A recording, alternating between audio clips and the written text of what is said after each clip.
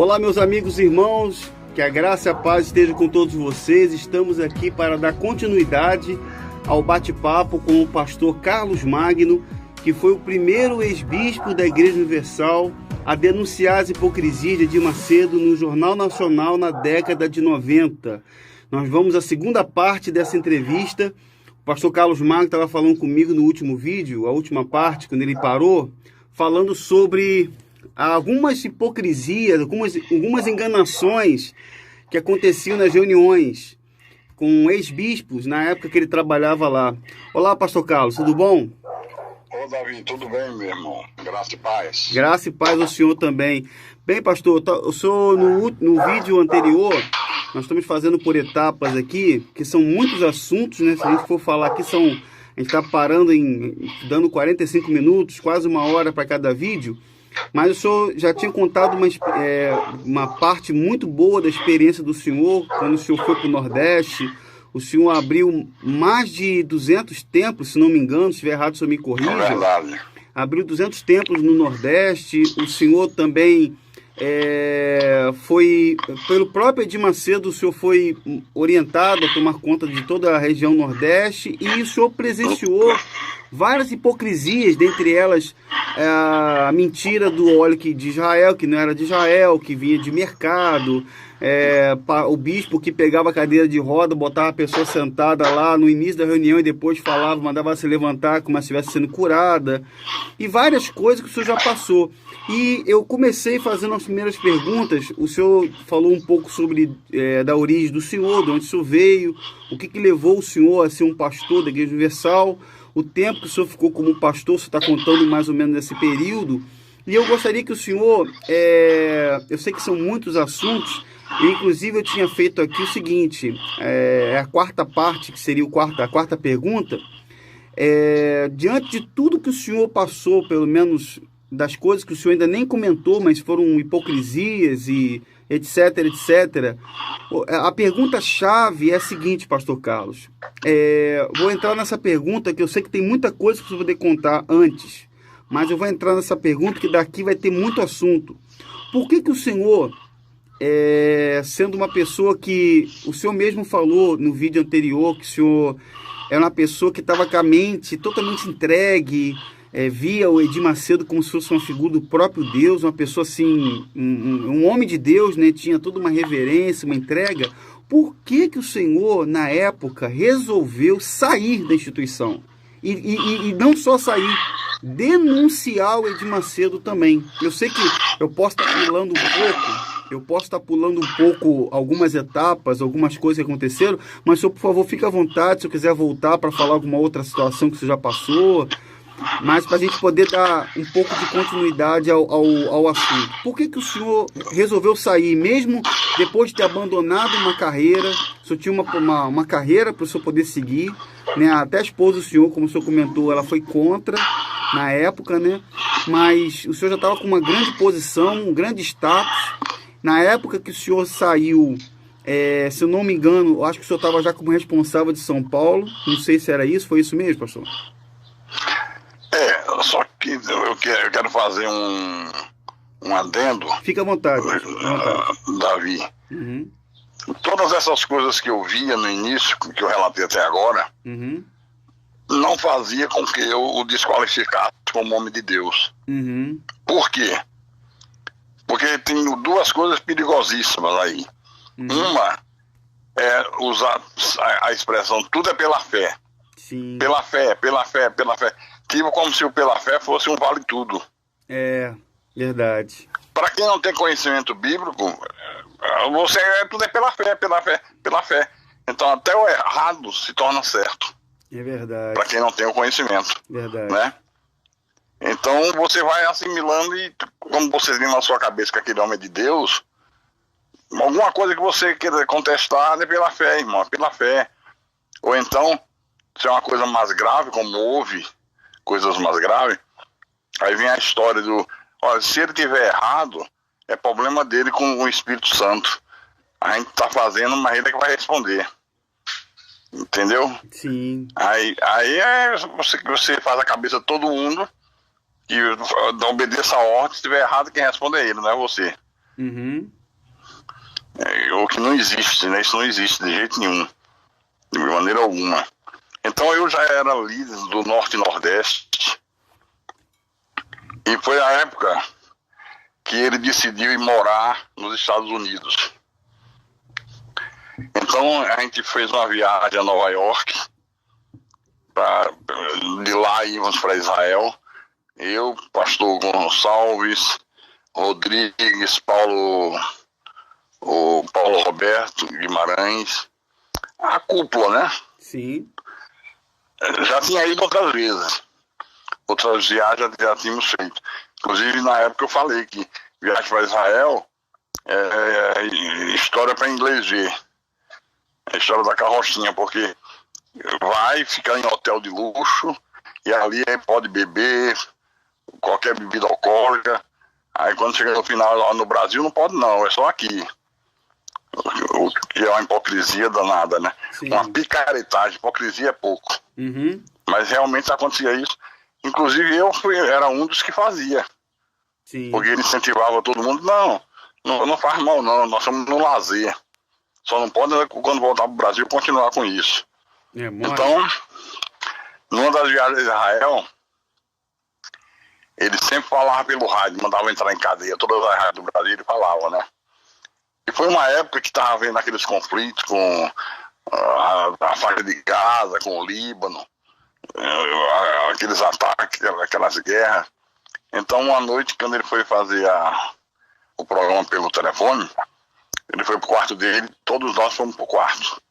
Aí ele pegou o telefone, conectou com a rádio, entrou ao vivo, e ele fazendo o maior drama do mundo, rapaz.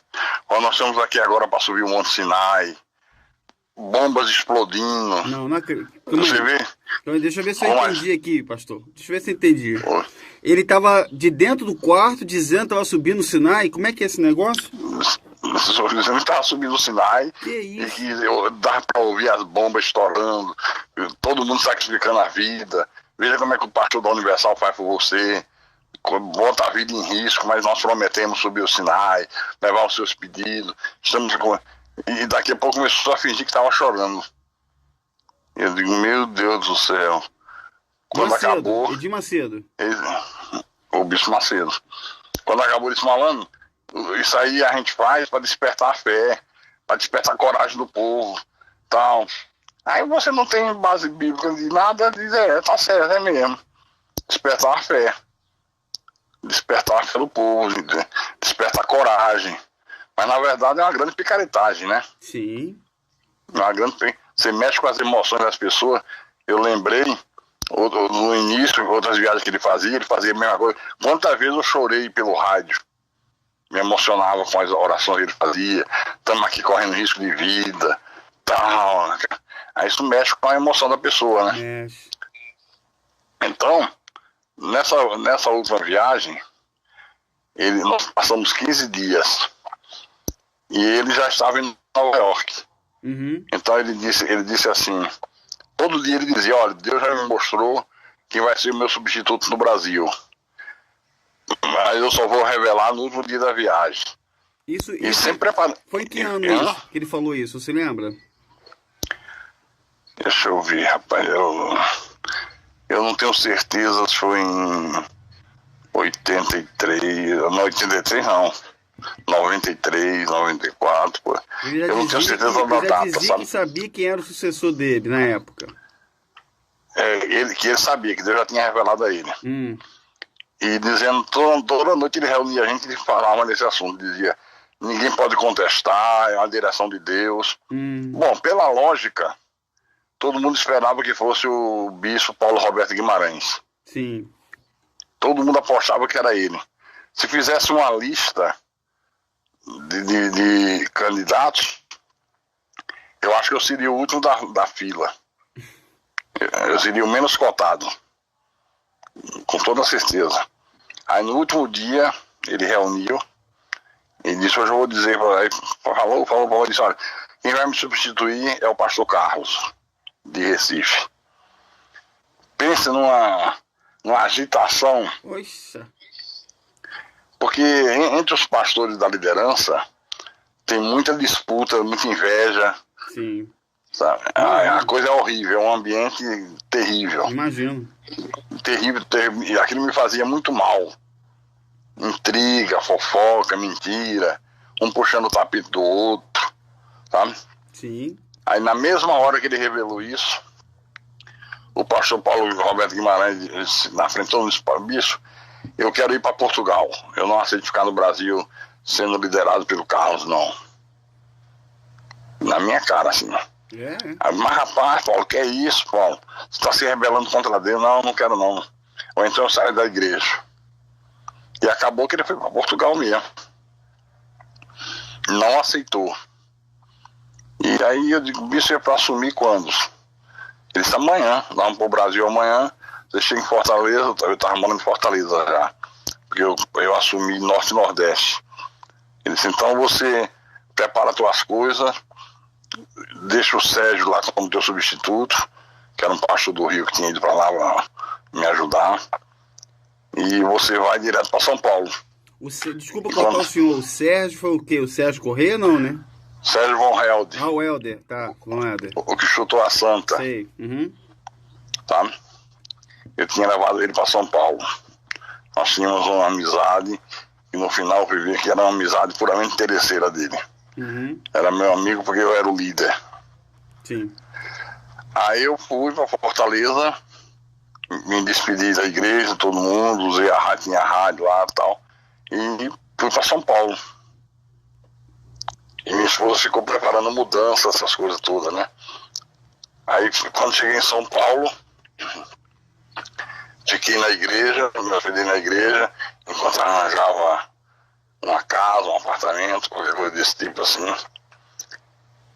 E nessa época apareceu alguém oferecendo a Record para a igreja. Aí vieram tratar comigo. Eram dois caras, que eu vou ver se eu lembro o nome deles. Um deles era Alberto Haddad e Jorge Haddad, eram primos. Uhum. Eles vieram como intermediários da Record. Aí eu passei para o bicho em Nova York, os valores. Eles, não, vai em frente, pode negociar.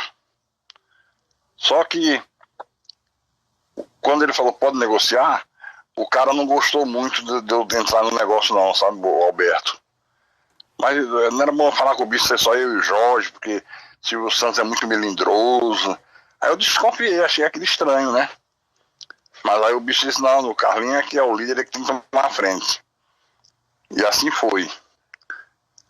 Rapaz, esses caras eram o Satanás em pessoa. É mesmo, Eles estavam preparando um golpe para dar na igreja. Preparando um golpe. Mas mesmo assim a compra foi feita da Record. Que também era um golpe. Só que agora era um golpe feito pelo Silvio Santos. Por quê? Porque a Record foi comprada por 45 milhões de dólares. Sim. E a igreja deu uma entrada de 15 milhões de dólares. Sim. E ficou devendo, deu uma entrada de 10 milhões, não, de 15 milhões ficou devendo 30. Uhum. Para pagar em 20 vezes, 20 parcelas de 3 milhões. Uhum. Mas no contrato, uma das exigências era que a igreja apresentasse um banco de primeira linha como fiador. Quer dizer, não podia ser qualquer banco, tinha que ser um banco de primeira linha. Uhum. Um Bradesco, um Itaú, um Santander, um Banco do Brasil, alguma coisa desse tipo aí. E eu rodei atrás de todos esses bancos, conversei com o diretor de todos os bancos e não consegui. Porque todos eles diziam o seguinte, que é uma norma que há entre os bancos de não fornecer fiança para instituição de caridade, igrejas, essas coisas assim. Porque se houver um problema e o banco tiver que interferir judicialmente, usar de dureza, pega muito mal para a instituição bancária, que a pressão popular é grande. Sim, perfeito. Então eles tinham como regra, mesmo a igreja tendo uma garantia de imóveis que cobria isso aí.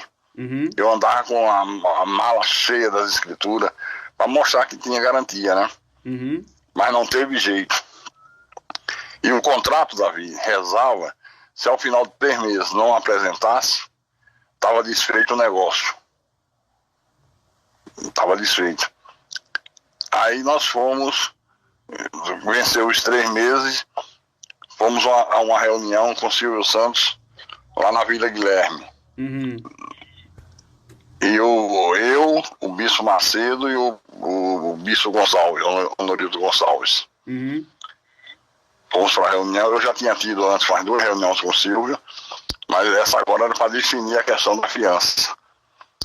Aí ele sempre muito vedete, a gente chegava lá, esperava 1 hora, 2 horas ele aparecer, ficava conversando com os advogados dele, até que ele chegava, e nesse dia ele chegou, já com um contrato na mão, ele nem sentou, ele só veio e disse: ô Edi, tudo bem, pastor, e tal.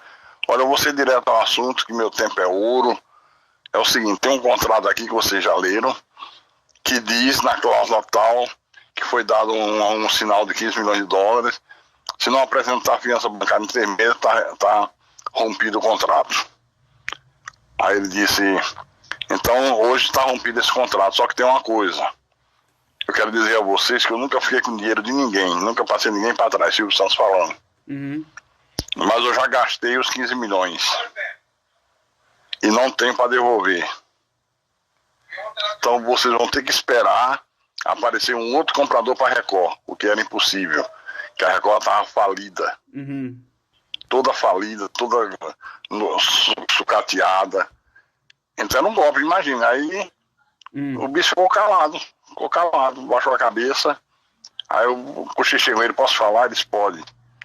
Aí eu disse: ô Silvio, é o seguinte, eu não sou advogado, mas eu garanto a você que não existe em nenhum lugar do mundo a pessoa dar 15 milhões de dólares de sinal, o negócio ser desfeito e a pessoa perder, ou quem está vendendo dizer que gastou e só paga quando puder. Isso aí não existe. Então eu quero lhe dizer, e os advogados dele diziam que ele era muito arrogante, que ele gosta muito de puxar saquismo, sabe? Que ele não gosta de ser peitado, que retruque as coisas que ele fala. Aí eu disse: outra coisa, eu sou o líder do Brasil, eu respondo pela igreja no Brasil, segunda-feira eu vou botar 100 mil pessoas na frente do baú, gritando: eu quero meu dinheiro, golpe do baú. Rapaz, o cara ficou branco. Que isso, pastor, o senhor tá louco? Eu digo: não tô louco não. O senhor não duvide que eu vou fazer. Segunda-feira tem 100 mil pessoas na frente do lado do seu baú. Aí: não, calma pessoal, calma, não vamos partir para quebrar o pau não. Tudo tem um jeito e tal. Aí vamos fazer o seguinte, será uma sexta-feira, eles vão marcar uma reunião para segunda-feira aqui mesmo na Vila Guilherme. Segunda-feira, 10 horas. Tá bom. Aí nós saímos dali e fomos para Record. O Collor tinha sido eleito, mas não tinha tomado posse ainda. Sim. E a igreja, todo mundo sabe, apoiou o Fernando Collor, né? Sim. E eu fui o responsável por essa desgraça. Porque eu fui implantar uma igreja em Alagoas, e quando eu fui tratar programa de rádio, o dono da rádio era o irmão dele, Pedro Collor. E o cara ficou muito meu amigo, sabe? Ficou muito meu amigo, gente boa, me tratou muito bem, abriu as portas. Aí quando foi na campanha, eu peguei e falei com ele: a gente pode apoiar teu irmão. E ele, lógico, que aceitou, né? Eu falei com o bicho: é um cara direito, cara novo. E o Collor tinha uma lábia intensa, né? Enganava todo mundo. E por isso a igreja apoiou o Collor. Aí nessa tarde de sexta-feira eu digo: olha, o Collor já ganhou, a gente apoiou, e esse cara não vai fazer nada pra gente? Não pode ser assim. Aí eu digo: bicho, o senhor me autoriza a manter contato com o Brasil? Ele disse: pode fazer. Ele é muito covarde, sabe, Davi? Quem? É covarde até dizer basta. Toda aquela macheza que ele demonstra no altar é teatro. Você tá... o quê? O Edi? O Edi. É covarde, quando se der um grito, ele sai correndo. É mesmo, é? É, aquilo é tudo teatro. Então, eu liguei para Brasília e falei com o cara que na época era deputado federal, que depois se tornou presidente do Congresso, Renan Calheiros. Uhum. Aí falei com o Renan, me identifiquei, expliquei a situação. Aí ele disse, vocês estão aonde? Eu digo, São Paulo. Ele disse, dá para vocês chegarem aqui até meia-noite, antes da meia-noite? Eu digo, acho que dá. Eles estão, vem aqui, vocês falam direto com o presidente.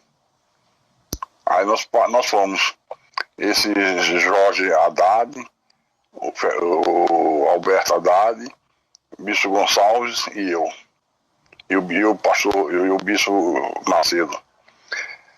Só que não tinha mais nenhum voo para Brasília naquela hora. Aí se partiu para alugar um jatinho. E você vê como São Paulo é uma coisa terrível, é uma monstruosidade. Não se tinha jato para alugar, tudo ocupado. Uhum.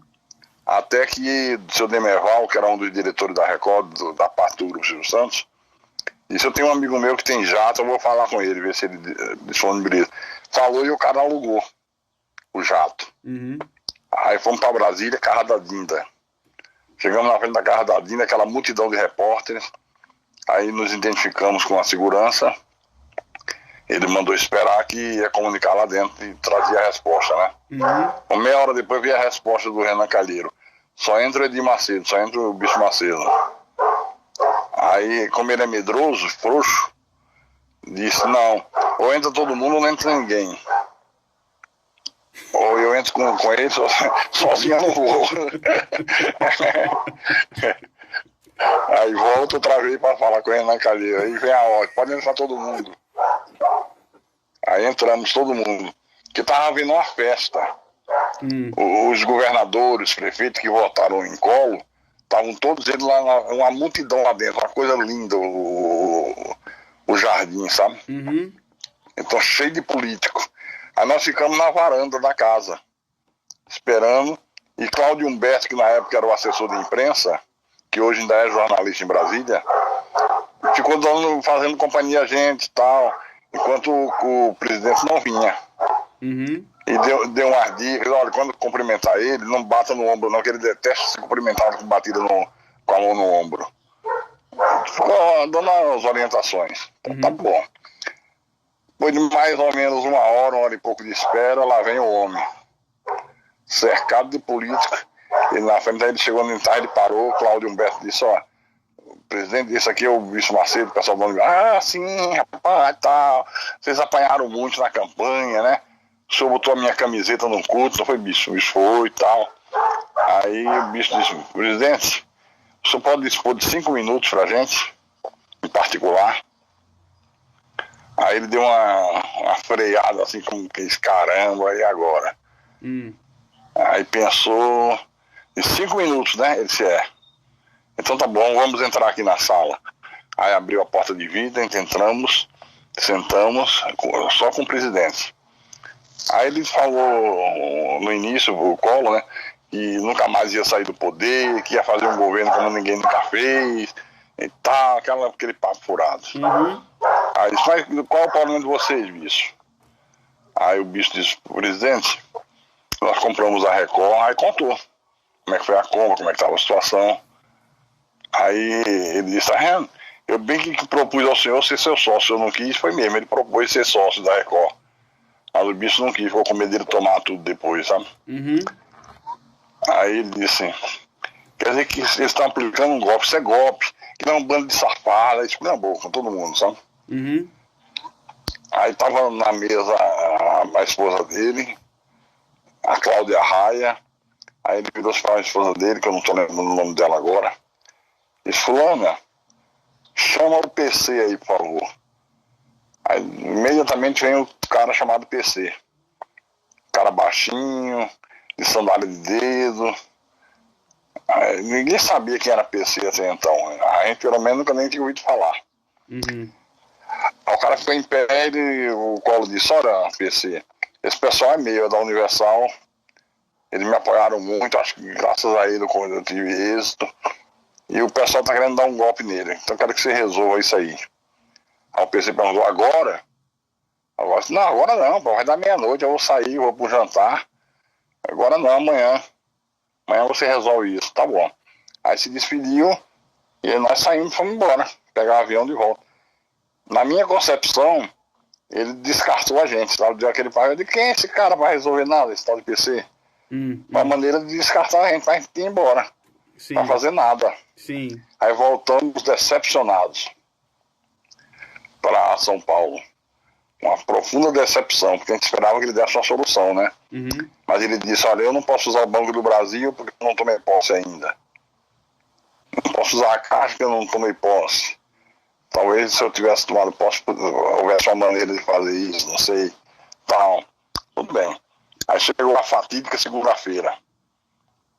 3 horas da manhã, reunião com o Silvio e com todo o staff dele. Porque a Record era 50% do Silvio e 50% da família Machado de Carvalho. Sim. Aí nós fomos para a reunião, chegamos na reunião, aquela mesa grande, gigante, todo mundo sentado, nos sentamos. Estamos esperando o Silvio, a Vedete, como sempre, a última a chegar, para ser reverenciado. Aí ele chega e diz, vamos logo começar a reunião, pessoal, para não perder tempo e tal. Aí o sobrinho dele, Guilherme Historiar, disse assim, Silvio, eu preciso falar com você antes. Ele, não, mas agora não dá isso, Silvio, tem que ser antes da reunião, Silvio. Aí ele disse, mas o que é? Aí o Guilherme disse, você agora pegou a mania de final de semana de ligar o telefone, rapaz, ninguém consegue falar com você e tal. É importante. Então fala, o PC me ligou. Aí o Silvio Santos parou, sabe? Pra quê? Ele me ligou no sábado e disse pra mim, pra avisar você que a televisão é do Collor. E o bicho é só testa de ferro. Aí o Silvio Santos, não acredito. Virou-se pro bicho, você fez isso comigo, bicho. Arriscando até o homem tomar o SBT. Caramba! Aí o bicho entendeu a jogada, não, ele pediu que eu não queria que falasse pra ninguém, que a televisão é dele, como presidente, mas tudo mentira, né? Tudo mentira, sim. E o bicho aproveitou e disse, ó, e outra coisa, ele pediu, ao invés de pagar em 10 vezes, pagar em 15. Tipo, isso não tem problema. Não tem problema. Se tivessem falado, eles não tinham chegado até aqui não, nessa reunião boba. Tava resolvido. O presidente não tem problema. Tá? E aí resolveu a Copa da Record dessa maneira, acredita? Quer dizer, o Silvio só abriu mão porque ficou com medo de perder a TVS na época, né? Tem uma represália, né? Porque esse pessoal é perigoso, esse pessoal mata até gente. Sim. Sabe? Aí resolveu, pronto, acabou o problema. Deixa eu falar uma coisa com o senhor. Como o senhor está falando da questão da Record, né? Eu até separei algumas coisas aqui. O senhor está mergulhando bem, está fazendo a gente entender um pouco como foi a compra da Record, porque a Record, na questão da Universal, para a Universal, ela sempre foi divulgada que seria uma emissora para evangélicos, da pregação da palavra. O próprio Gonçalves, o Bispo Gonçalves, se eu não me engano, o senhor pode me confirmar isso, talvez, se o senhor se lembrar, a Universal ela chegou a publicar um artigo na antiga revista Plenitude, onde o Bispo Gonçalves dizia que a Record teria uma programação educativa, tipo aos moldes do Telecurso 2000 da TV Globo. Assim, falando, né, que o Gonçalves disse isso. Eu ia perguntar pro senhor por que o senhor acha que isso não foi para frente, mas eu acho que a pergunta é retórica. Na verdade, todo o argumento para o povo sacrificar dinheiro para comprar Record era esse. Sim. Nós vamos ter a nossa televisão, na hora das novelas vai ter nossos programas, na hora do nobre, de manhã, de tarde, de noite. Então o povo vibrava, né? Sim. Só que nessa época, ele suspendeu o salário de todos os pastores no Brasil. Só dava uma pequena ajuda de custo para comer, que era para Record. E pedia para que os pastores doassem os automóveis. Minha esposa doou, ela tinha um Santana novo, aí doou. O meu eu quis doar, mas ele disse que eu precisava do carro para andar, para fazer papel de líder do Brasil. Mas todos os pastores doaram, os pobrezinhos indo de madrugada fazer programa de rádio, de ônibus, se arriscando. E ele, quando sacramentou a compra, compramos, aí ele veio dos Estados Unidos e disse que ia passar 2 meses no Brasil. Uhum. Aí eu ofereci para ele só chorar na minha casa, ele aceitou. Veio ele e a Esther. Uhum. Ficaram na minha casa, hospedados na minha casa. Ia passar 2 meses e tal. Com um mês, um dia de sábado, quando nós acordamos, ele disse: olha, Carlinhos, eu quero que vocês Sandrelinha, nos acompanhem, que a gente quer ver um apartamento para alugar. Aqui tá muito bom, vocês são boa companhia pra gente. Mas você sabe, né? As crianças vão querer vir, já estão lá perturbando pra vir, aí vai tirar o sossego, tem aquela desculpa esfarrapada. Sim. Eu digo: não, tudo bem.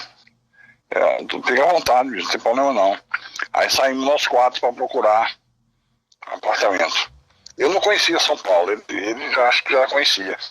Ele foi procurar logo na... Deixa eu ver se eu lembro agora aqui. Chácara Flora, que é um dos condomínios chiques de São Paulo. Uhum. Aí o corretor passou no imobiliário, o corretor levou, mostrou. Depois foi para outro condomínio. E nesse outro condomínio, o cara mostrou um apartamento de 1 por andar, que era simplesmente deslumbrante, para alugar. Aí a mulher dele gostou demais, ele também gostou. Aí, não, então nós vamos ficar com esse, vamos alugar esse. Eu não sei os valores de alugar agora, não lembro. Uhum. Mas aí o corretor pegou e disse assim: olha, agora se o senhor quiser, aqui no 5º andar tem um que tá à venda, igualzinho. Vamos lá ver. Aí ele foi ver. Imobiliado do jeito que tá, o cara vende com tudo dentro. Uhum. Ele viu, gostou e disse: vamos fazer negócio desse, quanto é o preço? O cara disse: é $1.200.000. Uhum. Aí fomos para a imobiliária, ele deu um cheque de $200.000 como sinal e ficou na segunda-feira e para resolver o saldo. Eu não sei como é que foi pagar esse saldo, se foi à vista, se dividiu em algumas vezes, eu não sei. Eu não posso mentir, não posso dizer uma coisa que eu não tomei conhecimento. Uhum. Mas ele comprou. E aí voltamos para casa. Eu sempre fui muito verdadeiro, sabe? Uhum. Eu nunca tive medo de falar com ele, sempre respeitei, nunca desrespeitei. Mas ele dizia para minha mulher que com o Carlinho, quando eu trato as coisas com o Carlinho, eu tenho que pisar em ovos. Que ele tem uma personalidade muito forte. E ele gosta muito de falar a verdade. E ele me respeitava por isso. Eu acho que ele não é isso que... Macedo, eu acho que nunca gostou de quem fala a verdade, né? Quem fosse franco, né? Mas comigo ele gostou pelo seguinte: uma vez ele botou uma peruca. Se de usar peruca. E ficou ridículo. E todo mundo, quando ele vinha dos Estados Unidos, todo mundo elogiava. Tava muito bom, muito bom, muito bom, muito bom. Aí uma certa ocasião ele ligou pra mim de Nova York, que a gente batia. Aí eu ficava 2 horas conversando no telefone, porque ele ficava muito sozinho lá, tem época de frio, de neve. Aí ele disse: Carlos, eu quero fazer uma pergunta, mas responda a verdade. Eu digo: pois não. Ele disse: todo mundo tá elogiando minha peruca e a Esther disse que não tá gostando. O que é que você acha? Ficou bom ou ficou ruim? Eu digo: tá ridículo, bicho. Ele: Esther, o Carlinhos da falando, tá vendo? Eu não tô dizendo a você, é tudo puxa-saco. Ele: tá ridículo, ridículo, ridículo, ridículo. E a partir daí ele tirou a peruca, sabe? Então eu creio, isso é o que eu acho. Uhum. Que o pequeno detalhe, ele olhava assim e gostava de mim porque eu falava a verdade. Sim. Uma vez nós estávamos em Pousada do Rio Quente. Uhum. Aí estávamos lá tomando dentro das piscinas térmicas e tal. Aí falando da igreja, de crescer o ofertório. Aí o Bispo Gonçalves deu a ideia: Bispo, que tal a gente ficar uns 2 meses, só o líder de cada igreja faz as reuniões, o auxiliar não faz nada, e o líder fazendo, o povo dá mais ouvido e tal, as ofertas vão crescer. E eu, na mesma hora, intervi. Eu digo, rapaz, você tá louco? Isso é loucura, bicho. Ninguém aguenta, não. É muito puxado. Fazer 2 reuniões por dia já é muita coisa, arrebenta com o físico da pessoa, o desgaste, ficar 2 horas falando, tal. Aí o Gonçalo diz assim, tá, aí pronto, falou o Carlos. Carlos vai ser dirigente sindical do Sindicato dos Pastores. Ficava tirando onda, sabe? Mas eu era o único que falava. Se eu achava que estava errado, eu dizia, não concordo, não, tá errado. E explicava por quê. E poucas vezes ele não aceitou. Eu creio que 99,9% ele aceitou. Não, o Carlos tem razão. Carlos tem razão. Isso despertou muita inveja contra mim lá no meio, sabe? Sim. Muito ciúme. Sim. Só que era aquela coisa camuflada. Eu sentia pelas atitudes, eu dizia, que ele tá fazendo isso para me prejudicar. Mas aí, quando nós chegamos em casa, eu lembro como se fosse hoje, já se passaram 30 anos. Uhum. Nós fomos na cozinha e eles têm cafezinho aí, cara? Ele tem, quentinho. Aí botei um café pra ele, um café pra mim. A Esté e minha esposa subiram, a escada foram lá pra cima, pros quartos. E eu tive uma coisa me inquietando. Eu digo, bicho, eu quero falar uma coisa com o senhor. Eles podem falar. Eu digo, o senhor não erra mal, não, mas eu vou falar porque eu tô com isso me incomodando. Ele disse, não, fala, Carlos, pode falar, Carlinhos. Eu digo, olha, a partir de hoje, eu não vou ter condições de pedir mais oferta na igreja. O senhor falou isso pra ele? Falei isso pra ele. Ele disse, por quê? Ele disse, porque, bicho, olha só, tá dando só vaga pros pastores comer, todo mundo doou carro, vem maior sacrifício, o povo tá dando joia. Eu só comprar um apartamento de $1.200.000. $1.200.000. É muito dinheiro. Pra época, era muito Era dinheiro. muita grana. Muita grana. Se fosse hoje, dava mais de R$6 milhões, né? O que eu ia perguntar ao senhor, não cortando a sua linha de raciocínio, quando o senhor falou para ele que o senhor não ia pedir mais, porque viu que ele tava esbanjando, né? É o que eu acredito.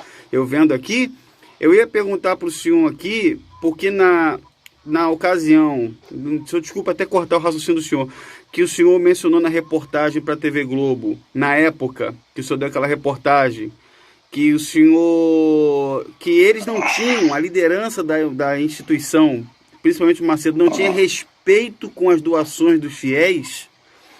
Eu ia pedir para o senhor citar alguns exemplos do que era gasto na época. E quando o senhor fala do apartamento que ele comprou aí, tipo, deu 200 mil e o restante o senhor mesmo não sabe como foi pago, mas $1 milhão, $200 mil, né? $200 mil.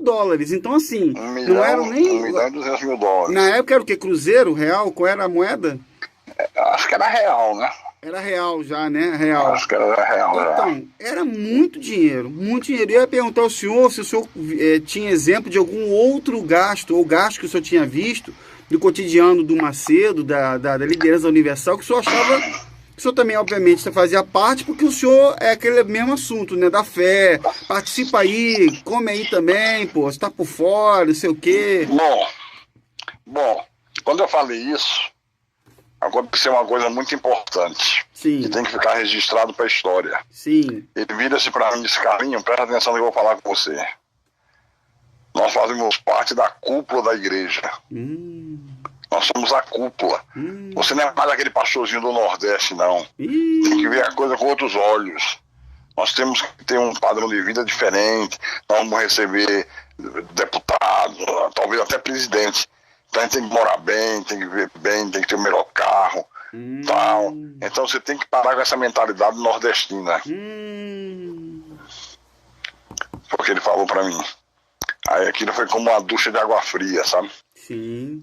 Eu não falei mais nada, mas fiquei profundamente angustiado. Por quê? Primeiro, quando eu entrei na igreja, eu não entrei para ganhar dinheiro. Pelo contrário, eu sacrifiquei uma vida já estabilizada. Sim. Eu já estava no topo da pirâmide. Diferente desses outros, que entraram sem nada. Tudo um bando de Zé Mané, que traficavam droga, Sim. se metiam com coisa nos morros do Rio. Sim. Né? Não estou dizendo que quem mora em morro é Zé Mané, estou falando esse que eu citei. Depois falaram bispos, não eram nada. Sim. Nada. Então, para eles, o padrão de vida que eles alcançaram Eles são capazes de dar a vida por aquilo. É verdade. Eu, quando eu entrei e comecei minha vida lá dentro, eu chamei minha esposa e disse, olha, eu tenho um critério. Porque eu comecei a ver nas reuniões, o bispo Rodrigo, que morava em Salvador, morava numa mansão cinematográfica. E uma vez ele disse, malandro, tu tem que morar bem, tem que procurar uma mansão lá em Recife, lá em Fortaleza, não sei o quê. E eu tinha, por minha conta e risco, estabelecido o seguinte, eu só alugo uma casa até o valor que eu pagaria se eu estivesse na Nuclebras. Uhum. Entendeu? Uhum. Sim.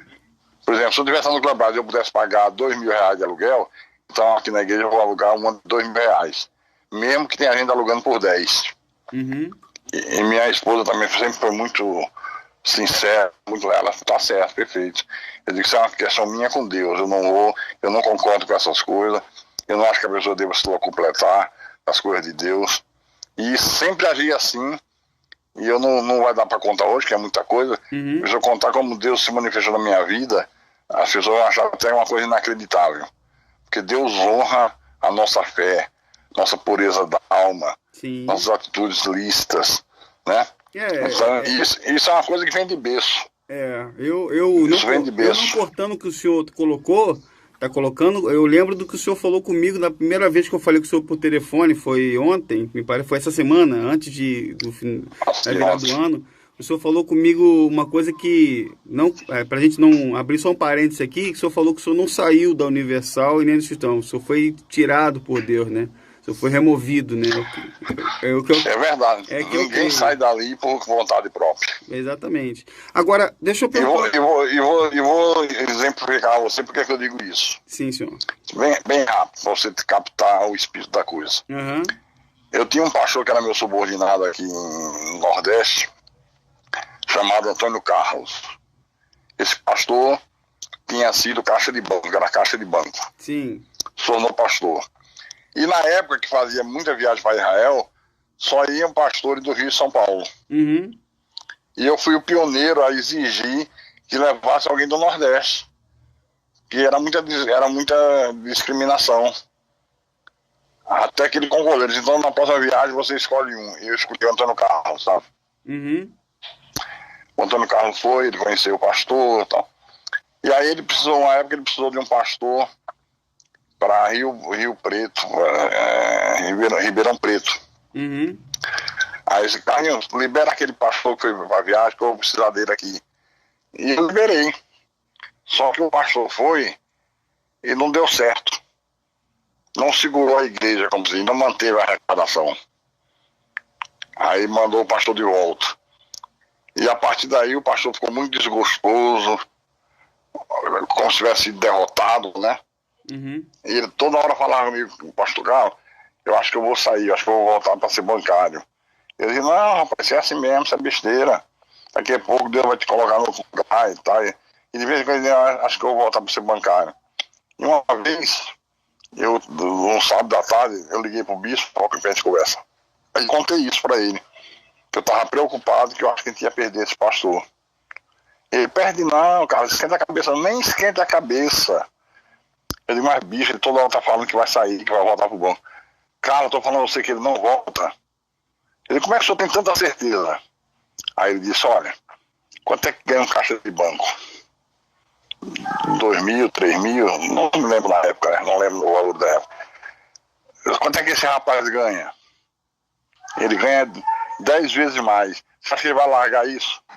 Não larga não, Carlos, isso é chantagem emocional. Pode ficar tranquilo, olha só. Tá vendo? Pastor Carlos, como é que ele... eu queria poder fazer uma interrupção, porque nós chegamos também aqui a mais 45 minutos. Esse assunto está entrando aí, a gente vai dar continuidade no próximo vídeo. Bom. Tá bom, pastor? Eu quero agradecer ótimo. ao senhor. Nós fizemos aqui mais um vídeo, tá? Estamos falando com o pastor Carlos Magno, pastor que está com a gente aqui, fazendo essa entrevista, conversando, contando a história dele, nessa série de vídeos que eu estou fazendo com o relato do pastor Carlos. Esse é o segundo vídeo, nós vamos para o terceiro vídeo, e no terceiro vídeo vai ficar mais quente ainda. A gente vai entrar em assuntos mais polêmicos, mais sérios, assuntos que vão realmente mexer e despertar as pessoas para a verdade. Vai deixando o seu like, compartilhe o vídeo, se inscreva no canal. Estamos aqui para repor a verdade. Um forte abraço e até o nosso próximo vídeo. Tchau, pessoal.